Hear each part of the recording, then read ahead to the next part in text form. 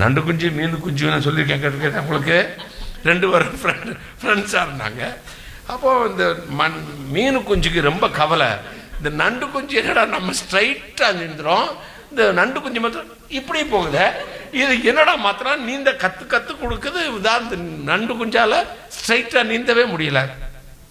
ஐயோ நம்ம ஃப்ரெண்டு இப்படி இருக்கானே, இது என்ன பிரச்சனையாக இருக்கும் இவனுக்கு, இவன் அந்த டாக்டர்கிட்டே கூட்டு போய் ஆப்ரேஷன் பண்ணி முதுகெலும்பி அதை மாற்றி வைப்போமா அப்படின்னு மீன் குஞ்சு நினச்சிக்கிட்டே இருக்கு. ஒரு நாள் நண்டு குஞ்சு மீன் குஞ்சை தான் வீட்டுக்கு லஞ்சுக்கு அழைக்குது. ஹலோ ஃப்ரெண்ட், என் வீட்டுக்கு லஞ்சுக்கு வரையா?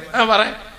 நண்டுடைய வலைக்குள்ளே பொந்துக்குள்ளே மீன் குஞ்சு கூட்டிகிட்டு போன உடனே, மேம் என் ஃப்ரெண்டு வந்திருக்கான், ஓடி வாங்கன்னதும் அங்கேருந்து தாய் நண்டு கரண்டியோட இப்படி வந்துச்சு. என்னடா அம்மாவும் இப்படித்தான் வர்றா அப்படின்னாச்சு. அப்புறம் டேட் வந்துட்டாரு, பைக் சத்தம் கேட்க, டேட் வந்து டேட் என் ஃப்ரெண்டு வந்துருக்கான், அங்கேருந்து பைக்கை விட்டு இறங்கி இப்படி ஓடி வந்தாரு. ஹாய் அப்படின்னாரு. என்னடா இவர், ஓ இது இவன் மிஸ்டேக் இல்லை, இது யாரோட மிஸ்டேக்கு, அம்மா அப்பாவோடைய மிஸ்டேக்கு. அந்த வாரிசு தப்பாம வந்திருக்கு. நம்ம பிள்ளைகளுக்கு எதை சொல்லி கொடுக்குறோமோ அதுதான்.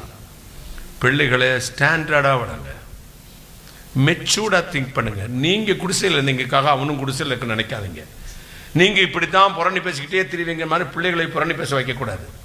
நீங்கள் பொய் சொல்வீங்கக்காக பிள்ளைய பொய் சொல்ல வைக்கக்கூடாது.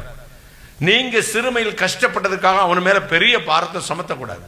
என் பிள்ளைய ஒரே நாளில் கலெக்டர் ஆக்கணும் முடியுமா ஐயா? எல்கேஜி படிக்கணும், யூகேஜி படிக்கணும், first standard, second standard, 10th pass பண்ணணும், அதே பெரிய மலை. அப்புறம் +2 பாஸ் பண்ணணும், அப்புறம் டிகிரி போகணும், அப்புறம் IAS எக்ஸாம் எழுதணும், அதுலேயும் பாஸ் பண்ணணும், ஜிகே வேணும், அறிவு வேணும், அதுக்கு பிறகு கலெக்டர் ஆகலாம். நீ எல்கேஜிலே கலெக்டர் ஆக திணிக்கணும்னா முடியாது. கர்த்தருக்கும் பிள்ளையை ஒப்பு கொடுத்துரு, கையை தட்டுங்கண்ணே. வேற ஒண்ணுமே செய்ய வேண்டாம். என்ன செய்யணும்? நீங்க கர்த்தருக்கு உன் பிள்ளைகளை ஒப்புக்கொடு, கர்த்தரால் அவர்கள் போதிக்கப்பட்டிருப்பார்கள். கிருபை என்னும் கிரீடம்.